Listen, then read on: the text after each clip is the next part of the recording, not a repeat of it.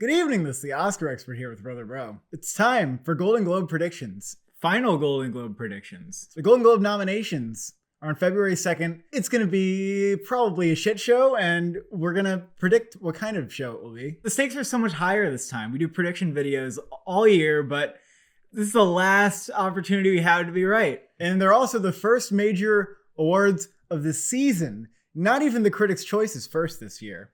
So it's gonna be very scary, frightening, terrifying. So for drama picture, we've got Trial of Chicago 7 leading the pack. That feels like it'll win, even if it doesn't win the Oscar. I feel like Trial of Chicago 7 kind of gets Golden Globes. They love Aaron Sorkin. If it didn't win, if Nomadland won the Golden Globes, I'd be like, well, shit, that's Nomadland's probably winning. Trial and Nomadland here are the only real locks that we have in this category. Anything else could be gonzo. One Night in Miami feels like it'll happen because with Regina King behind the camera, I could see them nominating screenplay, director. They like their actor-directors a lot. The only example I can think where this wasn't the case was like with Fences, which they didn't nominate much of. And this is one of the most crowd-pleasing movies in this category. The Golden Globes really like crowd-pleasing movies. The Father, I think, fits sort of well into what we can see with the Golden Globes. They nominated Philomena and The Two Popes for Best Picture and Best Screenplay, perhaps movies that appeal to the older folk. The Father's not a crowd pleaser, though. Like, that contradicts what I just said. Is it not? Father's is accessible. It's not a pleasing, but it's like everybody can appreciate it. Because Popes and Philomena, I would call more of a crowd pleaser. Not a lock by any means. It could be switched out for a number of things. Why is Mank number 5 and not in the top 3? Mank has pretty bad audience scores. It has a 61% on Rotten Tomatoes with audiences. Even the critics, it's like a low 80. What if Mank is First Man? Like, maybe. What if Mank's First Man? It's going to be a test. Like, if it doesn't get in the Golden Globes, I will be very concerned about Mank's chances. But then again, like, they did nominate Foxcatcher, which was more of like a cold kind of movie. Maybe they're okay with it. And also David Fincher. It's probably enough to still propel it into the category. I would not go out on a limb to not predict Mank. We're seeing Ma Rainey's Black Bottom. That in comparison to One Night in Miami, it's kind of a hard thing to be like, okay, well, which one's more in? One Night in Miami definitely makes you feel better. The Regina King actor-director momentum is big at the Globes. And Promising Young Woman, I'm really curious about. I had this in my top 5 for a little bit, but then I dropped it down because the Golden Globes seem like they might snub something like this. It might take a little bit before people are biting on Promising Young Woman. I think the Golden Globes like very serious adult dramas in their drama category, and I don't know if Promising Young Woman quite fits the bill. Five Bloods is also perfectly viable. Like, you'll see it, we have it in director too. The thing that's holding us back from putting in the top 5 is it has low audience scores. It's not a movie for everybody. It's tough this year because none of the likely Best Picture nominees for the Oscars are competing in comedy. So they're all shoved into drama this year. So it's kind of hard to say what makes the cut and what doesn't. And Judas could surprise here, but it might be having an issue like being a late breaker. I just wonder, like, would we be seeing Judas be a much bigger contender had it come out a couple months ago? Like, has everybody had the chance to see it? I'm weary of late breakers. Last year, a lot of people were predicting Little Women, but it broke late, so people didn't like understand, what everybody thought of that movie. And the Golden Globes did not go for Little Women in the drama. I think you're just better off putting any of the other movies if you want to have the best odds. We don't know exactly what Judas is, but I have a feeling that a lot of people are like 8 out of 10 on Judas. It's not going to be quite as critically acclaimed as like some people are hyping it up to be on Twitter. You always say this to me, Cole. If you want 4 out of 5, what do you put in? Well, I say the way to win, the way to get like a rank high on Gold Derby is you don't go for perfection. You go for, can I make sure I'm getting at least 4 out of 5 in a category? So you always err on the side of being safe. If you know other people are putting something, in a sense, it's safer to put that and you think you're wrong rather than not put the option everybody's putting in and then go for a long shot. Because if you don't get it right, everybody else got it right and you didn't. And that can really hurt you. If you play it safe in every category, but you get a leg up on everybody else in 1 or 2 categories, that puts you like very high. Some people like to predict very risky and think like, oh, I know like the weird stuff that they're going to do, but it's not the strategy that we go for. We're looking at the best percentage possible, aren't we? Like, for example, I kind of do want to put Promising Young Woman in, but I am looking at this 5 and I'm saying out of this 5, I'd feel the safest saying 4 are going to get in. And I don't think all 5 are going to get in. I think something's going to happen. And I'm scared, but something's going to happen. Even 10 down, like, I don't think anything in here is out of question. News of the World, like, we could be underestimating it. We saw it. We thought like, no way. but it did okay at the box office considering the time we're in. It's doing well in VOD and has good Rotten Tomatoes audience scores. Sound of Metal. That's kind of a long shot. If it gets a Globe nomination for drama, that will say a lot about it going forward, and it will probably get other nominations. I mean, that would be like almost a ticket to a Best Picture nomination, but I'm not sure about that. I think everything on here is somewhat possible. So the Mauritanian, the Globes do weird stuff sometimes, and that's a weird thing they could do, but probably not. Yeah. Hillbilly Elegy. I'm still waiting to see if voters are going to drool on this one. We don't know for a fact that like Amy Adams and Hillbilly Elegy don't show up here. Drama actor, we're predicting the safe 5, folks. We're predicting the safe 5. Chadwick Boseman, probably going to win. Hopkins, Delroy Lindo in The Five Bloods. How could you not? And Riz Ahmed in Sound of Metal. Please, how could you not? Yeah, I think that Riz is going to get everything. The thing we're not sure about is Gary Oldman. I think he could get looked over. They could just go a scoop-de-doo over Gary Oldman. They leapfrog him for somebody else. But the thing is, I would take him off like pretty easily, but I don't know who else to put on. They skipped over like De Niro in The Irishman, for example. They skipped over Ryan Gosling in First Man. I think Gary Oldman might be meeting the same fate as those two, where they start out high and they just kind of take a little bit of a nosedive. And the Globes are like one of the first places we can see that happen. People are thinking Stephen Yeun and Minari, but I'm not seeing a huge Minari turnout. And I also think Stephen Yeun's just kind of harder to nominate because it's not as like big of a performance as other people. I actually think Tahar Rahim has a shot at being nominated here. It would be fascinating if he did get nominated. People are saying he's great and worthy of a nomination. What if Tom Hanks? It's just like such him. That's not a very big performance. I know. Lakeith Stanfield, we're waiting to see if he can pick up momentum. It's not looking that likely. Stanley Tucci is actually in lead with Colin Firth here because the Golden Globes don't like category fraud. They cracked down on it and they said these are co-leads. So they both kind of have no chance now. If there's a pie chart of what's likely to happen, even if Gary Oldman's like a 40%, nobody else is even close to 40%. So yeah, everybody else is splitting like a 15% or a 20% or something. In drama actress, again, like no freaking idea who's winning. It could literally be anyone from the top 4, to be honest. But I guess most likely to be nominated would be Frances McDormand, even though Viola Davis seems just as locked in a way. Carey Mulligan will probably get in here, even if Promising Young Woman isn't their cup of tea. And part of the reason I see it not being their cup of tea is I feel like the trajectory is similar to Get Out, and it's also that like sort of genre-bendy social issue like thriller. And they didn't nominate Get Out for director or screenplay at the Golden Globes, which is weird. That made me lose confidence in Promising Young Woman overall. But top 4 is very clearly out front of everybody else. It's just like the male actor category. The question is, who's number 5? Zendaya has been surging lately because people are fanning over Malcolm and Marie and just say she's great. But again, I'm skeptical that Zendaya will make it in because it's a late contender. And also, we have reviews for Malcolm and Marie, and the critics are pretty divided on it. It's more of a movie for like the film Twitter Letterboxd audience. Like those are the people who are loving it the most. Skeptical that Zendaya will get in here, and feel slightly more confident putting Sophia Loren. She's the veteran actor they like to nominate. Well, this is also an international actor. That is not like completely typical. Well, they liked Isabelle Huppert a lot. They've nominated Marion Cotillard. Yeah. Like, I don't think they're strangers to doing that. Yeah, they're not strangers to it. Amy Adams could show up. Winslet would be nuts. It would be like, what? But they do some weird stuff sometimes. And Andra Day is looking like she doesn't have that big of a shot. Like the movie might end up getting critically panned based on the first reactions. I don't know if she can survive that. Comedy musical picture. The Globes like their musicals. So we're going to see The Prom here. We're also going to see Borat here because Borat is kind of on an Oscar campaign. Sacha Baron Cohen is doing the rounds for 2 movies. Maria Baklava is winning a lot of critic awards.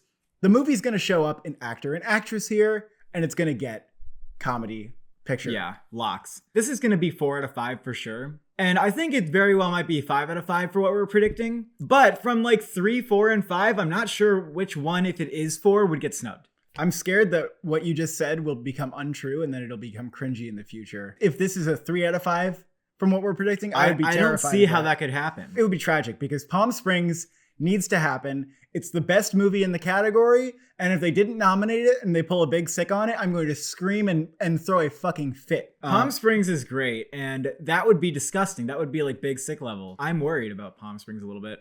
but I don't know what else. They've got opportunity to nominate 2 of the actors from that movie, which is the same for On the Rocks. Because On the Rocks, you have Rashida Jones, who seems also likely to get into comedy actress. There could be an issue where maybe the movie doesn't have that much like passion, but I feel like On the Rocks would be good to see in this category. It'd be weird if it didn't get nominated. It would be weird if it didn't get Everyone's been expecting it the whole year. The wild card. The wild card is Hamilton. The reason it's a wild card is because, yeah, everybody loves Hamilton. We know this, but will they say Hamilton is just a filmed play? I'm not going to vote for that. Yes, of course, they could do that. They could do that. But I don't know if there's enough people who are willing to do that it just wouldn't make it, because people love Hamilton. It's a wild card. If Hamilton gets nominated, it could win, because the category is kind of weak. Like, they're really going to give it to The Prom or Borat. Like, Hamilton is maybe the thing in here that people like the best. It's just kind of not really a film. It's not really a film. I don't like that it's in here. My stance is no. That won Tonys. It won 9 Tonys. It doesn't need to be an awards player, and it's not at the SAGs and the BAFTA. They've already determined that that's a no-no. So. We can't just start filming every play and submitting it for movie awards. I think that's just annoying and dumb. But nonetheless, we have to deal with this. But other ones that could show up, King of Staten Island. I mean, this was a very well-received movie, but as much as they have a comedy category, they're not the biggest fan of like indie comedies. When they snub stuff, it's always that. It's never the musical. It's never the comedy that shouldn't even be there because it's actually a drama. It's always the pure comedy that they snub. The only Judd Apatow film that I can think of that did well at the Globes is Trainwreck. Like, Knocked Up didn't do shit. 40-Year-Old Version didn't do shit. Superbad, no. Those kind of movies often don't do well. Even though like The Hangover and Bridesmaids got their love. Personal History of David Copperfield has been sending out a lot of screeners, and we know they want nominations for stuff. But I don't think people are like loving the movie. When we look at Emma, we got to think back to Love and Friendship, another Jane Austen adaptation that some thought had a shot for Golden Globes, especially for actress, got no nominations. Wild Mountain Time, even though that's not a critically acclaimed movie, it just feels like something that they could just be suckers for. And you could nominate it in actress and actor. If you really wanted to, you could do it. Happiest Season, I hope I would like to see that get nominated. Feel good movie. There's right like no momentum for it though. Yeah, it's weird. Right when it came out, it felt like, oh shit, like maybe they can nominate Kristen Stewart, and it's not Christmas anymore. Maybe that's the problem. Birds of Prey would be weird. I know Deadpool happened, but Birds of Prey would be weird. 40-Year-Old Version is a wish list. It's kind of like you want that to happen, but it won't. Yeah, it's a little too indie for them. I don't think a lot of people saw that. French Exit, Pfeiffer's probably getting in, but I don't see that happening. And Sylvie's Love is ridiculously placed in this category. I don't know how they got away with that. It's not a comedy whatsoever. Comedy actor most likely to be in here is probably Sacha Baron Cohen. He won the Golden Globe for this performance a while back. Andy Samberg, I think, will get nominated even if Palm Springs doesn't, and they've liked him in the TV categories before. Leslie Odom Jr. in Hamilton. There's a sort of weird thing on Gold Derby. If you look, Lin-Manuel Miranda is above Leslie Odom Jr., and it's weird because Leslie Odom Jr. and him were in the same category at the Tonys, and Odom won. Why do people think Lynn's going to get nominated, but Leslie doesn't? It doesn't make any sense to me. The rationale is like they just want to invite him to the Golden Globes, which is a little bit dumb. I think Dev Patel is just going to get it. I don't think Pete Davidson personally will get nominated over Lin-Manuel Miranda, but you do. I'm switching them on Gold Derby because I could see Pete Davidson just not, and it could be, a pretty big snub. It's a very personal film for him. He's great in it. It's a big lead role. Like, he's got lots of meat. I feel like he should get nominated, and if he didn't, I'd be kind of disappointed. Unless maybe it was for a Mads Mikkelsen swap. Like, I would be cool with that happening. Yeah. I just wonder if the Golden Globes are really like, do they know that they can do that? Like, are they aware that they can nominate Mads Mikkelsen? Like, is there a campaign for him in that movie? Or is there just a foreign film campaign? I think he should, like, maybe win this category. If you look at the competition, it would be a great award to give him. Jamie Dornan in Wild Mountain Time, like, James Corden, The Prom, We don't need to see those happen, do we? And then comedy actress, Maria Bakalova is going to win this one. We actually didn't know that she was going to be in this category for a long time because she's in supporting everywhere else. But now that she's in lead comedy actress, it feels like she's just going to take the cake. Like, is Meryl Streep going to win again for The Prom? That'd be kind of boring. It's not like her best performance or anything, and Maria Bakalova's was very exciting. Rashida Jones feels safe, and Michelle Pfeiffer, some people think that she is going to win or like was the number one before Maria Bakalova, and Again, like French Exit is really weird. Oddball, like not a movie that most people will enjoy. Number 5, this is like maybe the biggest long shot we have here, and we both agree, which is weird. When you look at the other contenders, Rosamund Pike might be the most viable option based on what they do in the past. People will say, well, I guess Emma Watson and Beauty and the Beast look is getting nominated, and then they just skip, they go boop, and they find a big star to nominate instead. An example of that, Cate Blanchett last year in Where'd You Go, Bernadette. It was the only nomination she received anywhere. And Rosamund Pike was actually nominated for A Private War, kind of out of nowhere, where they like skipped to like the number 12 slot on Gold Derby and just nominated her. It kind of makes sense that if you actually have seen all these movies, you might come away with the conclusion like, oh, Rosamund Pike was like great in that movie. Like she deserves a nomination. Technically a long shot, but I think it's just as good as anything. The other reason I'm doing it is because I'm not that confident in like the other people. I'm not that confident that Kristen Milioti will get it. And that sucks because she deserves it. Like she really should be nominated. So I could see them saying no to you. And that upsets me. And Anya Taylor-Joy and Emma, that could happen for sure, but I'm not like feeling it. Emily Blunt, Wild Mountain Time. This could be a weird surprise. Could be a weird surprise. I'm kind of looking out for that. Rada Blank is the one that should be like maybe in contention to win here, but the movie has so few votes on IMDb, despite the fact that it's available for everybody to see on Netflix. It's really disappointing. Margot Robbie in Birds of Prey. Ryan Reynolds did get nominated for Deadpool, so there's like kind of a precedent to do this, but I'm not sure that the movie's being campaigned in that way. Like Deadpool got a PGA nomination. Like that's not going to happen for Birds of Prey. And Joe Ellen Pellman in The Prom, which we were confident about before seeing the movie. Confidence dropped a lot after seeing the movie. It's really a Meryl Streep show. Oh, and if you're thinking about putting Millie Bobby Brown on for Enola Holmes and comedy actress, don't do it. You will be wrong. Chloe Zhao, I think, is still the strongest Best Director candidate. If there's anywhere where she can lose, maybe it's at the Golden Globes. I don't really know to who, you know? Aaron Sorkin, I think it's like definitely going to happen. They're going to reward him for stepping into the director's chair. David Fincher will probably get nominated. Even if Mank didn't get nominated, I think they could still nominate David Fincher in director. Regina King seems like because she's a recognizable name that she will get director here. They like actor-directors a lot at the Golden Globes. Yeah, and then Spike Lee for Five Bloods. Again, if you're looking at these names, like he is more familiar. And I do think they go for more familiar rather than someone like Florian Zeller in The Father, Liasa Chung Minari, or even Emerald Fennell in Promising Young Woman. Like those are things that I think are possible for the Oscar, for the DGA, but I think are less likely at the Golden Globes. But God, I would love if Emerald Fennell got nominated. I think she stands a chance because Promising Young Woman might do well at the Globes. We don't really know. Supporting actor, Daniel Kaluuya. We think he's going to start winning stuff. It might be the only nomination for Judas and the Black Messiah. We'll have to see about that. If that doesn't happen, I'm going to assume it's a screener issue. Sacha Baron Cohen is going to get nominated for Trial of Chicago 7. We don't know what's happening with his co-stars. We don't know. And it's actually driving me a little bit insane to think whether Mark Rylance or Langella is going to get in. Leslie Odom Jr. One Night in Miami. I mean, he's getting it everywhere. There's no reason he wouldn't get it here. Bill Murray in On the Rocks.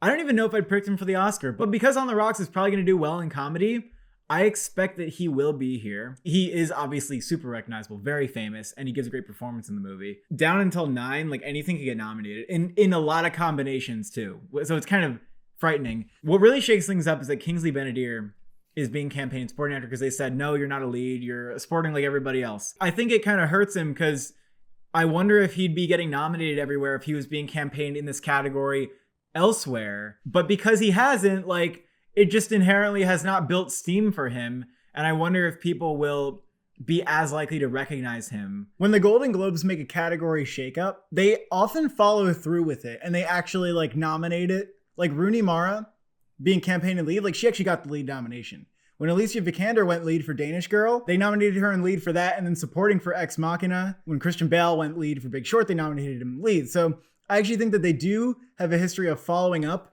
when they make a category change. But that's also like Kingsley Ben-Adir wouldn't really be getting nominated if he weren't in supporting. That's the thing that's not true about any of the examples you said. But it's very obvious that he's the best performance in the movie, maybe tied with Leslie Odom Jr. Like I feel like they should both get nominated. Chadwick Boseman could definitely get nominated. We don't really know where their head's going to be at with that one. I don't know if Paul Raci is someone who gets nominated at multiple places, or if he's someone that just gets Critics' Choice and then is left out everywhere else. Maybe he can still surprise for an Oscar nomination. And the Globes in particular are not that likely to nominate people who aren't very well known. And that's really sad because I would like to see him win. I haven't seen Kaluuya in Judas yet, but Paul Raci is phenomenal in the movie. I will be disgusted wherever he doesn't get nominated. Rylance and Langella, to me, seem perfectly viable. And I'm almost more willing to say that like Langella might be higher up than Rylance. I'll be fascinated to see what happens here, but for me to put either of them on is too much of a wild card. And Sacha Baron Cohen, his neck is so tall,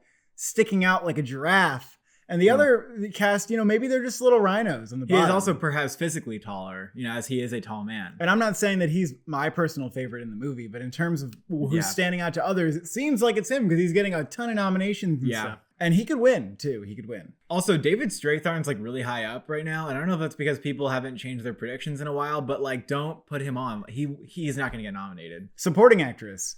Amanda Seyfried in Mank feels like she wins. And even more so at the Golden Globes perhaps than elsewhere. Like, how they give it to Jennifer Lawrence and American Hustle. I feel like that's kind of a similar thing. Fun performance. I could see supporting actress going a number of ways at different awards, but I feel like Amanda Seyfried can take the cake here. Olivia Colman in The Father. I've heard that The Father could have some screening issues right now, and they're not doing the best job like making sure everyone's seen their movie, which is concerning, but I think she'll probably still get in. Ellen Burstyn, I think, will definitely happen. They better not pass up on the opportunity to nominate her. Glenn Close for Hillbilly Elegy might still be pretty strong. Again, like below this, I think it's harder to predict who gets in. It's between Yo Jung Yoon and Jodie Foster, it seems. We're sadly going for Jodie Foster in our predictions because it seems like a Annette Bening in The Report nomination / Kathy Bates and Richard Jewell. Yo Jung Yoon, despite the fact that she is sweeping Critics Awards, is it going to be hard for her to play at the major bodies? I don't want her to be another Zhao Shujin. I think that she has a better shot than Zhao Shujin. I think Yo Jung Yoon will get the Oscar nomination at the end of the day. But will she miss a SAG nomination or a Globe nomination? That could be because the Golden Globes like bigger names, but also we're not really predicting Minari for much at the Golden Globes. We just feel like maybe it's a little too small for them. I mean, first of all, it can't compete in drama picture because the Golden Globes say that if your movie is 50% or more in a different language, it is a foreign film. And for some reason, foreign films cannot compete in drama picture or comedy musical picture. It's a bad rule. We saw it with Parasite and Roma last year. They should really think about changing that for next year. The foreign film category does feel like the sidelines. Let's be honest. It doesn't feel like, oh, the foreign film, it's right next to drama and comedy. Like we value all those the same. Like another round should get nominated for comedy. And also I feel like Minari's a very similar contender to Beasts of the Southern Wild, which was nominated for no Golden Globes. Nicole Kidman for The Prom is not, I just don't know how that could happen. I know they do weird stuff every now and then because Simon Helberg got nominated for Florence Foster Jenkins, some Will wild Ferrell card and the stuff. Producers. That would be such a pure celebrity nomination. It would be I would gag on that because she wasn't even amazing in it. She was fine. Dominique Fishback is gaining a lot of hype in these early reviews, but Judas and the Black Messiah, for her to get nominated at the Globes, I mean, it would have to be that'd be a huge shakeup. Presence. That would be really big. Zangle and News of the World, they could maybe over-nominate the movie. Only because I think it's more likely than the other two. But we're getting these are not likely at all. Screenplay, Trial of Chicago 7. This is probably gonna happen. It's probably gonna win. Let's remember that they gave Green Book screenplay. All right, they gave Steve Jobs screenplay too. So it's right up their alley. Nomadland will get nominated because it's a top tier movie. One Night in Miami is definitely one of the most dialogue driven, well written movies, and it has a shot to win adapted elsewhere. So I feel like it is kind of one of the top screenplay contenders. It is a very dialogue movie. It could do really well overall, in general here. It seems like we're predicting the top 5 that we have for drama picture, which is actually not really likely to happen. But again, we're trying to play it safe. Mank is a screenplay, and so that will probably show up. Maybe nobody likes Mank. Okay, maybe nobody likes it, doesn't show up here. The Father, sure, maybe that one. Will Promising Young Woman get nominated here? I mean, that would be a pretty major snub, I think, considering that I think it's definitely getting nominated at the Oscars and other places. But of course, here there's only 5 movies that can get a screenplay nomination. They have snubbed movies that ended up winning before too. And Get Out, which is kind of the thing that pushed me over on thinking this movie might not be the Globe's cup of tea. Ma Rainey, like, it feels more like how they didn't nominate Fences. Maybe it's just too, like, straight from the play. What if Minari kind of shows up? Because Roma and Parasite, and I know those were like really, really top contenders, but Roma and Parasite got nominated in screenplay despite missing out in picture. They also got director, so they were bigger. Yeah, in that's general, kind of but interesting. Hillbilly Elegy would be nuts. That means they like come all over it. Yeah. Soul, by the way, it's not a thing that they nominate Pixar movies. Like, they actually never ever do it in screenplay. Soul's gonna win score for sure, I think, at this point. Mank seems like a lock to get nominated. The Globes like a big score like Cloud Atlas or something that's just like good to listen to on its own. And that is for sure Tenet. And then we get into the Trial of Chicago 7. They nominated Daniel Pemberton for Steve Jobs and Motherless Brooklyn. They seem like they're fans of the guy. And The Midnight Sky has actually been doing surprisingly well with getting some critics nominations, which is telling because critics don't like The Midnight Sky, but they're still nominating it. And the Globes, like perhaps anybody, really liked Spot. But I could also see a nomination for News of the World here. Five Bloods could also be there. And Minari, which is probably getting an Oscar nomination. I wonder if, even if that gets just foreign film, if they'll still go for the score. This one, I wouldn't be surprised if you're like 3 out of 5. Animated feature, you can't bet against the top 4. Soul's gonna win. Wolfwalkers is in. Onward and Over the Moon are in. Nowhere is going to snub any of those. In my mind, the last slot is between 3 movies. It's between The Croods 2. They nominated the first Croods. The Willoughbys, Netflix film. Critics like it, but the audiences aren't as enthusiastic about The Willoughbys as they are about The Croods 2. And Trolls World Tour. The only problem is they didn't nominate the first Trolls, but they nominated the first Croods. So why the hell wouldn't you pick Croods 2? Which is actually getting critic nominations, believe it or not. Foreign language film, I will be happy if I get 3 in this category, and the 3 I'm not going to budge on are Minari, which is definitely going to get nominated. Another round's probably going to sweep everywhere, but with Minari in the category, it'll be interesting to see if Minari can disrupt that. I think Minari would win. And then The Life Ahead, they'll nominate the ones that are like the most crowd-pleasing, and if Sophia Loren can get in, it definitely makes sense for it to show up here. Other than that one, I am not sure about the rest of these. They seem to like films that are more accessible and emotionally compelling. I Carry You With Me. I am crossing my fingers. I hope that happens. We both love that film. And if they nominated, I would leap for joy. Quo Vadis Ida seems like something that, critics are calling like really powerful. Maybe they'll nominate it. La Llorona could happen. That's a horror film from Mexico. I'm not really sure they're likely to go for like a documentary in here, like Collective. And also that one's maybe a little cerebral for them. Original song, another category that I'm not really that confident in. I think Speak Now from One Night Miami's a lock. I would be surprised if they didn't nominate Wear Your Crown, because that's from The Prom, which is like, their prized jewel this year. They're going to love that shit. Rocket to the Moon from Over the Moon. It's going to get nominated at a lot of these major awards. Seems safe to pick. My Hometown from Eurovision Song Contest, I think, could get a nomination as well.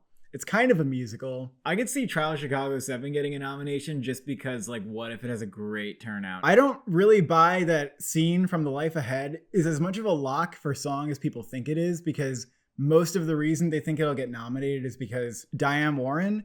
And if we look, Diane Warren has been nominated for a lot of Oscars in the past decade, but a lot of times those Oscar nominations were not met with similar Golden Globe nominations. So I don't think that they're going to be as crazy on that. The Plan from Tenet could definitely happen. They could nominate Travis Scott here. Turntables, The Fight for Democracy, they could nominate Janelle Monáe here. Perhaps they'll nominate the band Phoenix for doing Identical from On the Rocks. And those are our predictions for the 2021 Golden Globes. If the nominations go the way that we think, I think this means One Night Miami gets 6 and Mank gets 6 and Trial gets 5. Yeah, I think Trial, Mank, and One Night Miami have the best odds of having a great turnout. And we are going to obviously react when the nominations come out. There will be screaming, so you can look forward to that. Thank you for watching. Thank you for subscribing. Are you a comedy musical or are you drama?